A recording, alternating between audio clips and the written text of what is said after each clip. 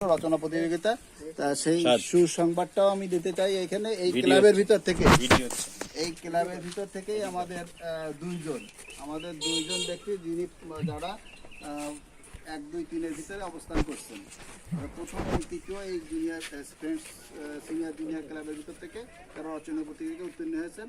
বাকি একজন হয়েছে অন্য একটা ক্লাবের থেকে।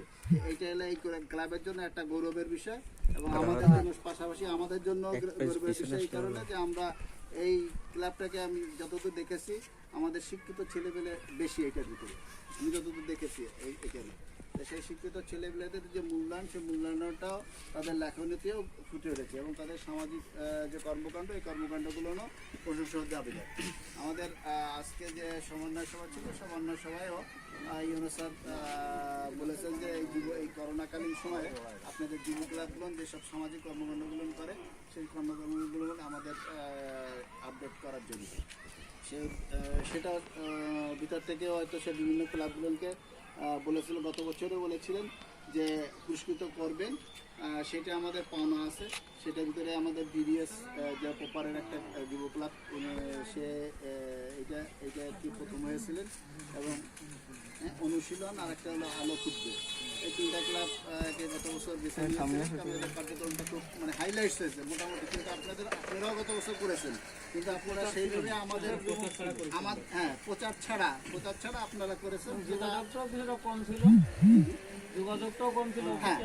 যাই হোক, সেই কারণে আমরা সেটা তুলে লাগাইনি। তা এবছরে করোনাকালীন সময় আপনাদের যেটা প্রথমেই আমরা শুরু করেছি ফ্রেন্ড সিনিয়র জুনিয়র ক্লাবের থেকে, এইটা আমরা আমাদের এসে মেলে পাঠালে পরে আমরা এটা দেখবো এবং সবকটা ক্লাব করে সেটা নিয়ে আমরা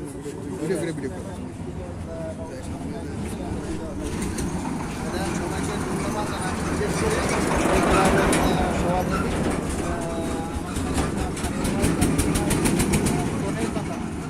সামাজিকভাবে সেও কর্মজীবী মানুষ, আমরাও কর্মজীবী মানুষ। এই কারণে সাংস্কৃতিক কথা তোমার কোনে বেশি কথা। আর হাসান আছে সেখানে এবং আমাদের ওনার সঙ্গে তিনজনের সঙ্গে আমাদের বেশি যোগাযোগ, তা সেটা আরও নিবিড় হবে।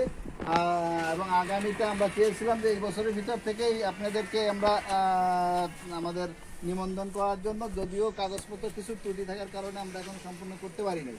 তা আমি একটা বলবো যে এই করোনা যদি লকডাউনে যদি কঠোর অবলম্বন হতে পারে, এই 7 দিনের ভিতরে যারা আপনারা কাজ করছেন তারা ওইটাকে কমপ্লিট করবেন। খোলার পরপরই আমরা রোজার ভিতরেই চেষ্টা করবো যে জুনের আগে যেন আমরা অন্তত পারছি এই বছরে এই ক্লাবটাকে যেন এই বছরে আমাদের তো অর্থবছর শুরু হলো জুলাই টু জুন, এই জুনের আগেই যেন আমরা এটা অনুমোদন নিতে পারি। সেইভাবে আমাদের ডিডি স্যারকে দাওয়াত দিয়ে এনে আমরা ক্লাবের কার্যক্রম এগুলো দেখে পরিদর্শন লিপিবদ্ধ করায়, যাতে উনি এইটা নিবন্ধন করায় দেয়। সেভাবে অন্তত স্যারের 1 মাস সময় দিতে হবে যে স্যার আসবে এখানে, ডিডি স্যার ইউনো স্যার তাদের তো প্রতিবেদন আছে। একটা ক্লাবকে যুব ক্লাবকে নিবন্ধন দিতে গেলে পরে 3জন ব্যক্তির আমাদের হলো প্রতিবেদন লাগে। একটা হলো আমাদের ওয়াইডিও, আর দ্বিতীয়ত হলো আমাদের ডিডি স্যার এবং লোকাল যে প্রশাসনের প্রধান অর্থাৎ ইউনো মহোদয়, এনাদের 3জনের প্রতিবেদন লাগে। সেই 3টা প্রতিবেদনের সমন্বয় যদি হাসিচক হয় তবেই আমরা নিবন্ধন পেতে পারি। তো সেটা আমরা চেষ্টা করবো। আমাদের ওয়াইডিও স্যার তো আগেই অনুমোদন দিয়ে রেখেছেন এবং এখন ডিডি স্যার এবং ইউনো স্যার এরাও দুজন আশা রাখি যাতে কার্যক্রম আমাদের এটা ভালো। সেটা আমি আশাবাদ ব্যক্ত করে বক্তব্য শেষ করছি। আল্লাহ হাফেজ।